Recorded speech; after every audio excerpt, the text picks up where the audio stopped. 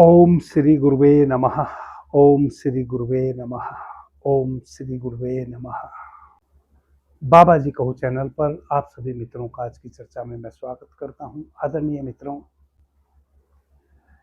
भगवान शिव के द्वारा प्राचीन विज्ञान, जिसको हम शिव स्वरूप विज्ञान कहते हैं, स्वर विज्ञान भी कहते हैं, स्वर वाणी विद्या भी कहते हैं, या स्वर योग नाम से भी जानते हैं, शतकीय श्लोक में, सूत्र में, यानी कि 100वें सूत्र में माता पार्वती से बहुत महत्वपूर्ण बात कह रहे हैं, अद्वितीय बात कह रहे हैं। हम उस सूत्र को समझेंगे और उस सूत्र के अर्थ को भी विस्तार से समझेंगे। मुझे पूरा विश्वास है, जो स्वर योग के साधक हैं, शिव स्वरूप विज्ञान के अनुसार अपने जीवन को जीने की संकल्पना करते हैं, वैसे साधकों, श्रावकों के लिए यह 100वां सूत्र अद्वितीय होने वाला है, बड़ा महत्वपूर्ण होने वाला है और आपको भीतर से बहुत इनलाइट कर देने वाला है, ऐसा मुझे पूर्ण विश्वास है। सर्वप्रथम हम सूत्र को समझ लेते हैं, फिर उस सूत्र पर विस्तार से चर्चा करेंगे। मैं अपनी तरफ से पूरी कोशिश करूंगा उस सूत्र के सही अर्थ को आपको समझाने की। आगे बढ़ते हैं और सूत्र को पहले समझते हैं। भगवान शिव माता पार्वती से शतकीय सूत्र में, 100वें सूत्र में शिव स्वरूप विज्ञान के कह रहे हैं, चंद्र चारे विष हते सूर्यो बलि वसम नयेत सुषुम्नायाम भवेन मोक्ष एको देव स्त्रीधा स्थित है। बड़ा मूल्यवान यह शतकीय 100वां सूत्र है। भगवान शिव माता पार्वती से सूत्र में कह रहे हैं कि हे देवी, चंद्र स्वर जब बह रहा होता है तब वह विष को हरण करने की शक्ति से भरा होता है। विष हते यानी कि किसी भी खतरनाक विष की हत्या, हंता यानी कि हत्या कर देने वाला होता है, यानी कि विष का नाश करने वाला होता है। वही जब सूर्य स्वर बह रहा होता है, बलि वसम नयेत, सूर्य स्वर में इतना बल होता है कि किसी को भी वश में करने की स्वर साधक के पास क्षमता होती है। वही जब सुषुम्ना स्वर बह रहा होता है तब भगवान शिव कहते हैं कि हे देवी, वह अवस्था साधक की वह होती है जब वह मुझ शिव को प्राप्त हो सकता है, जब वह मुझ शिव के दर्शन कर ले सकता है, जब वह मुझ शिव के लोक में प्रवेश कर ले सकता है, यानी कि मोक्ष को प्राप्त कर ले सकता है, इस भवसागर को, इस मृत्यु लोक को पार कर ले सकता है। जहां केवल मेरा राज्य है, उस मेरे राज्य में प्रवेश कर ले सकता है, जहां फिर ना कोई मृत्यु घटती है, ना कोई दुख घटता है, केवल और केवल आनंदातिरेक की अवस्था है। आदरणीय मित्रों, जैसा कि सूत्र है और सूत्र का अर्थ है, सुस्पष्ट है कि जब हमारा चंद्र स्वर बह रहा हो, उस समय आगे सूत्र में कहते हैं कि हे देवी, इस प्रकार से एक ही देवता तुल्य प्राण शक्ति जो श्वास के माध्यम से भीतर आती है, देवता कहा है भगवान शिव ने प्राण शक्ति को, मैंने पहले भी शिव सर्वोदय विज्ञान की जितनी भी चर्चा की है, कई चर्चाओं में इस बात को कहा है। हमारे प्राचीनतम वेद ऋग्वेद में प्राण तत्व को अप्रत्यक्ष ब्रह्म कहा है वेद के ऋषियों ने। भगवान शिव भी देवता कह रहे हैं आपके प्राण तत्व को। इसी श्लोक में अंत में क्या कह रहे हैं? एको देव स्त्रीधा स्थित है। एक ही देवता इन तीन अलग अलग स्थितियों में प्रकट होता है। वही प्राण तत्व आपके चंद्र स्वर में भी प्रकट होता है, वही प्राण तत्व आपके सूर्य स्वर में भी प्रकट होता है, वही प्राण तत्व आपकी सुषुम्ना में भी प्रकट होता है। परंतु जिस स्वर में भी प्रकट होता है, आमूलचूल परिवर्तन आता है हमारे जीवन में। जैसा कि आप इस श्लोक के एक एक शब्द के अर्थ को समझें तो पता चलता है कि जब चंद्र स्वर बह रहा होता है, उस समय मनुष्य की वह अवस्था होती है जब वह किसी भी प्रकार के विष को हर ले सकता है, उस पर विजय प्राप्त कर ले सकता है। किसी भी प्रकार के जहर को कम से कम वह प्रभावी हो, वैसी अवस्था को उपलब्ध होता है साधक। इस श्लोक का बहुत प्रकार से अर्थ लगाया जाता है। कोई इस श्लोक का अर्थ यह लगाता है कि जब चंद्र स्वर बह रहा हो तो विष से हमेशा दूरी बनाएं, विष से दूर रहें। जबकि इस श्लोक में स्पष्ट रूप से भगवान शिव ने कहा है, चंद्र चारे विष हते, हते हंता, हरण करने वाला। जब आपका चंद्र स्वर बह रहा हो, उस समय आप किसी भी प्रकार के विष पे विजय प्राप्त कर ले सकते हैं। ऐसा इन दो शब्दों का अर्थ है। यानी कि अगर किसी कारण से आपने किसी भी रूप में गलती से विष का पान कर लिया हो, या किसी और व्यक्ति ने विष का पान कर लिया हो, या किसी विषैले जंतु ने डंक मार दिया हो और जहर प्रेषित कर दिया हो शरीर में, सांप, बिच्छू, मधुमक्खी, कुछ भी कीट पतंगा जो खतरनाक विष से व्याप्त होते हैं और वह अपने डंक के माध्यम से हमारे शरीर में विष को व्याप्त कर देते हैं, और उसके फिर हमें अलग अलग जीव जंतुओं के काटने के अलग अलग परिणाम देखने को मिलते हैं। जैसे यदि छिपकली काट ले तो व्यक्ति उसी समय बेहोश हो जाता है, सांप काट ले उसका अलग लक्षण है, मधुमक्खी काट ले उसके अलग लक्षण है, कोई बर्रे काट ले उसका अलग लक्षण है। अलग अलग जीव जंतुओं के अलग अलग लक्षण हैं। यदि किसी व्यक्ति को किसी भी प्रकार का विष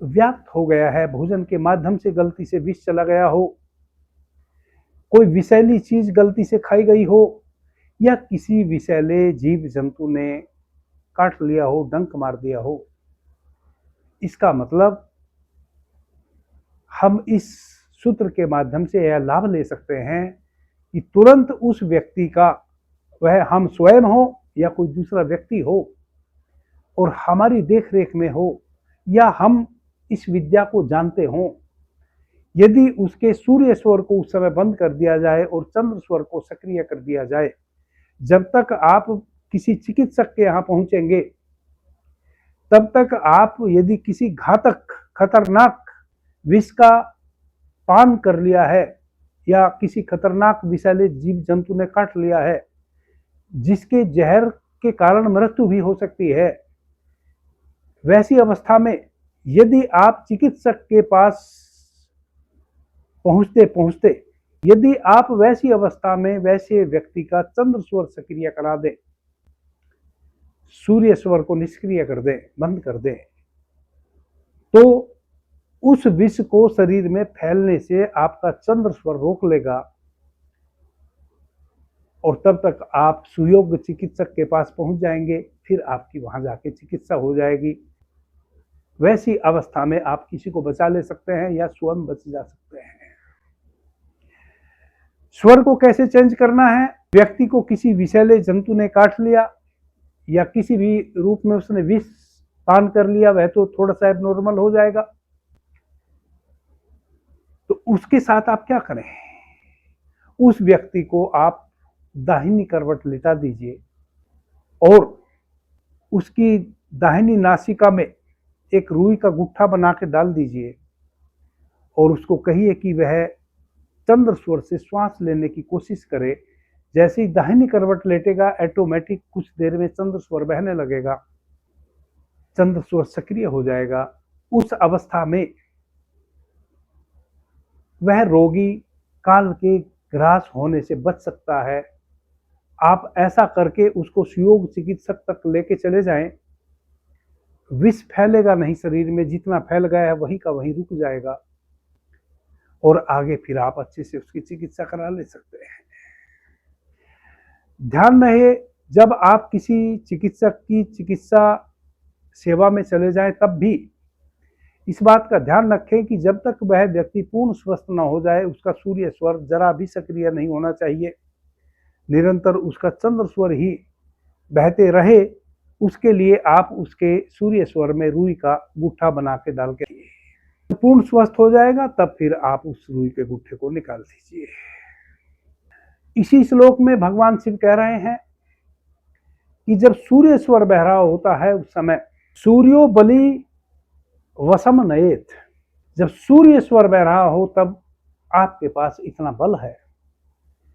सूर्य स्वर में जब प्राण बहता है तब वह इतना बलकारक होता है कि आप किसी को भी वश में कर ले सकते हैं। इसका मतलब उस समय आप वैसे सभी कार्यों को अंजाम दे सकते हैं जो कठिन हैं, कठोर हैं, जो यूं आपने कई बार करने की कोशिश की, आप कर ना पाए। जो भी कठोर कार्य हो, कठिन हो, अत्यधिक शक्ति लगाकर करने वाला कार्य हो और बहुत बार आपने उस कार्य को करने का प्रयास किया हो, सफलता ना मिली हो, वैसे कार्य को यदि आप सूर्य स्वर जब बह रहा हो समय शुरू करें और सूर्य स्वर के बहते बहते ही पूरी शक्ति उस कार्य को करने में लगा दें। जैसे कि सूर्य स्वर सक्रिय हो जाता है तो लगभग 2.5 घड़ी आपका सूर्य स्वर बहता है। यदि आपको वैसा लगता है कि वह कार्य जो बहुत कठिन है, कठोर है और उसको आप करना चाहते थे, कर नहीं पाए या हो नहीं पाया, या कुछ आपने उसको निपटाया वह पूर्णता तक नहीं पहुंचा और उसमें आपको वैसा लगता है कि 2.5 घड़ी से अधिक समय लग सकता है, 5 घड़ी लग सकती हैं, 10 घड़ी लग सकती हैं, तो जब अपने से आपका सूर्य स्वर सक्रिय हो, स्वयं से,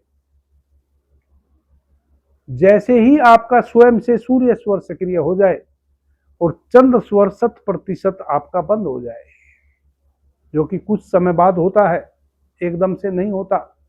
जैसे ही स्वर परिवर्तित होते हैं एकदम से आपका विपरीत स्वर बंद नहीं होता। यानी कि जिस स्वर में पहले श्वास चल रही थी कुछ समय तक उसमें भी हल्की हल्की श्वास बहती है। जब 100% आपका चंद्र स्वर बंद हो जाए और सूर्य स्वर स्वयं से सक्रिय हो जाए, तब आप अपने चंद्र स्वर में रुई का गुट्ठा डाल दीजिए। जब तक वह कार्य जो कठिन है, कठोर है, जिसको करना बहुत अनिवार्य है आपके लिए, आप उसको पूर्ण ना कर दे, चाहे 2.5 घड़ी लगे या 5, या 7, 8, 10 घड़ी लगे, यानी कि सूर्यास्त होने तक भी यदि वह काम निपटे, वैसी अवस्था में तब तक आप अपने चंद्र स्वर को बंद रखिए, ताकि आपका 2.5 घड़ी की अवधि पूरी होने के बाद सूर्य स्वर बंद होके चंद्र स्वर सक्रिय ना हो जाए। ऐसा आपने कब करना है? तभी करना है, हमेशा नहीं करना है। जब कोई बहुत कठिन और कठोर कार्य जिसमें बहुत अधिक ऊर्जा की जरूरत हो, कठोरता की जरूरत हो, संकल्प की जरूरत हो, अतिरिक्त शक्ति की जरूरत हो, आप भी और आपके पड़ोसी या निकटवर्ती लोग भी यह जानते हो कि आपसे कार्य होगा नहीं, वैसी अवस्था में रेयर आप इस व्यवस्था को करें कि स्वभावतः आपका सूर्य स्वर सक्रिय हो, और जब सूर्य स्वर सक्रिय होने के बाद चंद्र स्वर 100% बंद हो जाए, जो कि कुछ मिनट के बाद हो जाता है सूर्य स्वर सक्रिय होने के पश्चात, तब उसमें पुरानी रुई लेके खूब अच्छे से उसका गुट्ठा बना के और नासिका में अंदर डाल दें और कार्य को करने लग जाएं। श्वास को भीतर भरते हुए कुंभक करें, रोके श्वास को और उस कार्य को शुरू कर दें जो बहुत कठिन है। हर हाल में आपको विजय प्राप्त होगी, वह कार्य आपके वशीभूत होगा। कोई ऐसी परिस्थिति स्थिति नहीं बन पाएगी कि वह कार्य आज आप पूरा ना कर पाए। और यदि उस कार्य को करना जिस दिन आपने हो, सूर्य की तिथि हो तो कहना ही क्या। जैसे कृष्ण पक्ष का पखवाड़ा हो और पहले 3 दिन या 7वां, 8वां, 9वां दिन हो उस पखवाड़े का, या 13वां, 14वां और अमावस्या वाला दिन हो, तब तो कहना ही क्या। बाकी सभी समय में जब सूर्य स्वर सक्रिय होता है तो वह बलप्रद होता है। अब इसी श्लोक में तीसरे खंड में भगवान शिव कह रहे हैं कि सुषुम्ना स्वर जब सक्रिय हो तब वही आपका प्राण जो चंद्र स्वर में विष हरण करने वाला बन जाता है और सूर्य स्वर में शक्ति रूपा बन जाता है, वही आपको मोक्ष प्रदाता बन जाता है। अब जब सुषुम्ना स्वर हमारा बहता है, तब मैंने पहले भी कई बार कहा है कि वैसी अवस्था में यदि हम कोई सांसारिक कार्य करेंगे तो हमें हानि होगी। क्यों? क्योंकि सुषुम्ना स्वर जब सक्रिय हो जाता है, इसका मतलब 2 प्रकार से सुषुम्ना स्वर हमारा सक्रिय होता है। इसका मतलब उस समय प्राण के तल पे, मन के तल पे हम बहुत स्ट्रांग होते हैं। मैंने पहले कई चर्चाओं में कहा है कि जब हमारा चंद्र स्वर बहता है उस समय हमारे मस्तिष्क का दाहिना गोलार्ध सक्रिय होता है और मन के तल पे हम बहुत स्ट्रांग होते हैं। शीतलता से उस समय हम ओतप्रोत होते हैं। किसी भी प्रकार के विजातीय द्रव्य को नष्ट करने की क्षमता में होते हैं। जैसा कि इसी श्लोक में भी भगवान शिव ने कहा है, विष हते, चंद्र स्वर में विष की हत्या करने वाली शक्ति हमारे भीतर होती है। जब हमारा सूर्य स्वर सक्रिय होता है तब हम मस्तिष्क के बाएं गोलार्ध से कार्य ले रहे होते हैं, क्योंकि वह हमारा सक्रिय हो जाता है और हमारे मस्तिष्क का जो बायां गोलार्ध है यह बहुत बल प्रदान करता है हमें। इससे जुड़ा हुआ जो नाड़ी संस्थान है हमारे शरीर के भीतर, वह जब सक्रिय होता है तो हम अतुल बलशाली बन जाते हैं। जब हमारी सुषुम्ना सक्रिय होती है तब एक बहुत ही विचित्र घटना घटती है। तब क्या होता है कि हमारा उत्तरी गोलार्ध और दक्षिणी गोलार्ध दोनों एक साथ सक्रिय हो जाते हैं। यानी कि चंद्र स्वर से संबंधित और सूर्य स्वर से संबंधित जितनी भी हमारे शरीर के भीतर नाड़ियां हैं, टोटल नाड़ी संस्थान एक साथ सक्रिय हो जाता है। इधर हमारी सभी इंद्रियां सक्रिय हो जाती हैं और सभी कर्मणेंद्रिय भी सक्रिय हो जाती हैं शरीर की। ऐसी अवस्था होती है सुषुम्ना स्वर में। अब जब सुषुम्ना स्वर में आपकी समस्त कर्मणेंद्रिय, समस्त इंद्रियां और आपका पूरा का पूरा मस्तिष्क एक साथ कार्य करने लग जा रहा हो, वैसी अवस्था में यदि सांसारिक कोई भी कार्य आप करेंगे उसमें आपको नुकसान हो सकता है। क्योंकि आपकी वैसी अवस्था होती है जब आप किसी भी प्रकार का ना किसी का दबाव झेल सकते हैं, ना तनाव झेल सकते हैं और ना उस समय आपके पास सहजता होती है, क्योंकि आप बहुत अधिक बलकारक होते हैं। ठहराव आपको होता नहीं उस समय और किसी भी जीवन की व्यवस्था को सुधारने के लिए चलना भी पड़ता है, ठहरना भी पड़ता है। ठहराव उतना ही अनिवार्य है जितना अनिवार्य चलना है। चलते ही रहेंगे तो भी कहीं ना पहुंचेंगे। पहुंचते वही लोग हैं जो जब तक मंजिल ना आए तब तक चलें और मंजिल आ जाए तो रुक जाएं, ठहर जाएं। अगर मंजिल आने के बाद भी कोई चलता ही रहे तब तो जीवन पर्यंत चलता रहेगा, कभी भी अपनी मंजिल को प्राप्त नहीं हो पाएगा। इसलिए सभी ऋषियों ने, मनुष्यों ने, जिन्होंने भी भगवान शिव के द्वारा बताए हुए शिव सर्वोदय विज्ञान का गहन अध्ययन किया है, ये जीने का प्रयास किया है, उन सभी ने, सभी ज्ञानियों ने एक स्वर से सुषुम्ना स्वर की अवस्था में सांसारिक कार्य करने को मना किया है। उसके उलट यही सुषुम्ना स्वर, जैसा कि भगवान शिव इस सूत्र में कह रहे हैं कि मोक्ष प्रदाता बन जाता है। यदि आप सुषुम्ना स्वर के बहते हुए शांत बैठ जाएं, स्थिर होकर बैठ जाएं,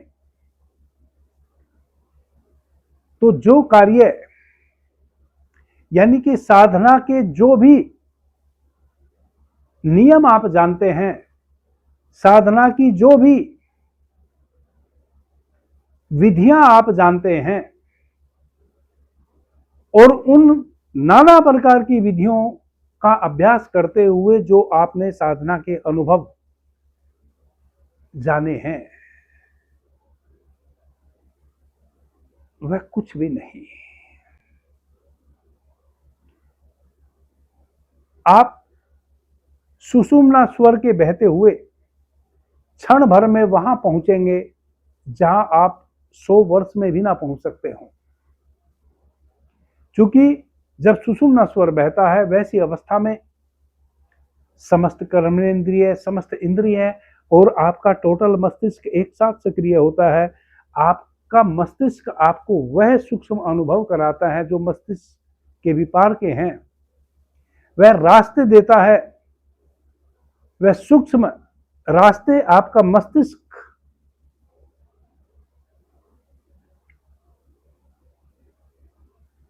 आपको प्रदान करता है। जिन सूत्रों को कभी आपने किसी से ना जाना, जिसको हम अलौकिक अनुभव कहते हैं, ऐसे अनुभव आपको होंगे यदि आप आंख बंद करके केवल शांत बैठ भर जाएं, कुछ भी ना करें। जब सुषुम्ना स्वर बह रहा हो, पद्मासन लगा लें, सिद्धासन लगा लें, वज्रासन लगा लें या सुखासन में बैठ जाएं, जौन सा भी आसन आपको सुलभ हो उस आसन में बैठ जाएं और यदि किसी कारण से बैठ ना सकते हो तो लेट जाएं। बिल्कुल ऐसे मुर्दे की तरह बिल्कुल गिरा दें अपने शरीर को, फैल जाएं धरती माता पर, धरती माता की गोद में ऐसे फैल जाएं जैसे मृत्यु हो गई हो, बिल्कुल ऐसे गिरा दें शरीर को। आंख बंद कर लें और कुछ ना करें, बस आंख बंद करके जो हो रहा है भीतर उसको अनुभव करें। अपनी तरफ से कुछ भी ना सोचें, ना विचारें, ना कुछ करने का प्रयास करें। भीतर बहुत कुछ हो रहा है, केवल उसके साक्षी बने। बस इतना भर कर लें। कहीं कोई विधान सीखने की जरूरत नहीं, कोई विधि सीखने की जरूरत नहीं। केवल शांत हो रहे, निष्क्रिय हो रहे, और जो भीतर हो रहा है स्वयं से, सुषुम्ना स्वर बह रहा है, श्वास आ रही है, श्वास जा रही है, दोनों नासिका बराबर श्वास छोड़ रही हैं और बराबर श्वास ले रही हैं। आपका शरीर मानो एक हवा का गुब्बारा है, इतनी गहरी श्वास ऑटोमेटिक आ रही है और जा रही है अपने से। और जितनी गहरी श्वास भीतर अपने से आ रही है, उतना ही और गहन अनुभव आपको होते जा रहे हैं। कब होंगे, कैसे होंगे? उन्हीं को होंगे जो स्वयं को निष्क्रिय बना लें उस क्षण, जो जरा भी सक्रिय ना रहें, जो जरा भी मन में किसी भी प्रकार का विचार ना लाएं। बस जो भीतर हो रहा है उसका केवल अनुभव करें, साक्षी बने उसके। वही साक्षी भाव एक दिन दृष्टा बना देगा, और जिस दिन दृष्टा बन जाएंगे उस दिन भगवान शिव इस श्लोक के माध्यम से कह रहे हैं कि मुझ शिव को ही उपलब्ध हो जाएंगे, यानी कि इस भव सागर से पार हो जाएंगे, उस अवस्था को उपलब्ध हो जाएंगे जहां कोई दुख नहीं, केवल आनंद है, जो शिव का लोक है। आदरणीय मित्रों, इस प्रकार से भगवान शिव 3 आयामों में अलग अलग अनुभवों की बात कर रहे हैं, और आप जो श्वास के माध्यम से प्राण तत्व भीतर ले रहे हैं उसको देवता कह रहे हैं। कह रहे हैं कि एक ही देवता 3 प्रकार से आपकी श्वासों में प्रकट होता है और आपको अलग अलग अनुभव कराता है। आदरणीय मित्रों, हम एडवांस स्वर विज्ञान पर चर्चा कर रहे हैं इस चैनल पर। यह हमारी 115वीं चर्चा है। अभी तक हम 114 चर्चा इस चैनल पर शिव सर्वोदय विज्ञान से संबंधित पहले कर चुके। हमने इस चैनल पर एक प्लेलिस्ट बनाई है जिसका नाम है स्वर योग। उस प्लेलिस्ट में अब तक की हुई हमारी सभी चर्चाएं उपलब्ध हैं, और सभी चर्चा मैंने क्रम वाइज की हैं। कब कौन सी बात आपको सुननी चाहिए, फिर उससे अगली बात उसके बाद सुननी चाहिए। जो भी मित्र स्वर विज्ञान को जीना चाहते हैं वह इस पूरी सीरीज को बारी बारी से सुन ले सकते हैं। जैसा कि आप जानते हैं, हमारे द्वारा एक औषधि का निर्माण किया गया हुआ है, जिस औषधि को हमने नाम दिया है गुरु अमृता औषधि। 84 प्रकार के वात रोग होते हैं, जिसमें मुख्य रूप से गठिया, साइटिका और लकवा, यह बहुत घातक रोग है तीनों। किसी को साइटिका हो जाता है, उसमें भी चलना फिरना मुश्किल हो जाता है। किसी को गठिया हो जाता है, गांठ गांठ में दर्द होने लगता है, उनको भी बड़ा मुश्किल हो जाता है। और जिसका कोई अंग पैरालाइज हो गया उसका तो कहना ही क्या, आप जानते हैं कि कितनी पीड़ा होती है। जीते जी व्यक्ति मरणासन स्थिति में पहुंच जाता है, बिस्तर पर आ जाता है। इसके अतिरिक्त भी 81 हमारे आयुर्वेद शास्त्र में 84 प्रकार के वात रोग कहे हैं। वायु से कुपित रोग जो हमारे शरीर में हो जाते हैं, उन सब का समन करने वाली यह गुरु अमृता औषधि है, जो हमारे द्वारा प्रत्येक पूर्णिमा और अमावस्या को दिल्ली में निःशुल्क उपलब्ध कराई जाती है। वीडियो के डिस्क्रिप्शन में एक व्हाट्सएप नंबर दिया है और एक व्हाट्सएप चैनल का लिंक भी दिया है। प्रत्येक पूर्णिमा और अमावस्या से 2 दिन पहले हम उस व्हाट्सएप लिंक पर गुरु अमृता औषधि के संबंध में बता देते हैं कि कब आप कहां से आके ले जा सकते हैं। जिन भाई बहनों को भी वात रोग जनित कोई पीड़ा हो वह उस नंबर पर फोन ना करें, केवल मुझे अपनी जानकारी दे दें कि गुरुजी हमें यह प्रॉब्लम है और हम भी गुरु अमृता औषधि लेना चाहते हैं। मैं जैसे सुविधा पड़ेगी 40 घंटे के अंदर अंदर आपके मैसेज को पढ़ के आपको प्रत्युत्तर दे दूंगा। और संभवतः जैसे ही कोई पूर्णिमा या अमावस्या आपके मैसेज के बाद पढ़ने वाली होगी, उसमें आपको एड्रेस दे के बुलवा भी लूंगा, आप औषधि ले जा सकते हैं। औषधि 100% निःशुल्क है। हमारे यहाँ किसी भी प्रकार का उपहार इत्यादि भी लाने की किसी भाई बहन को कोई आवश्यकता नहीं है। 100% निःशुल्क औषधि उपलब्ध है। अभी के लिए इतना ही। आपने मुझे ध्यान से प्रेम से सुना, उससे मैं बहुत अनुग्रहित हूँ। सभी मित्रों को मेरा प्रणाम, धन्यवाद। हर हर महादेव।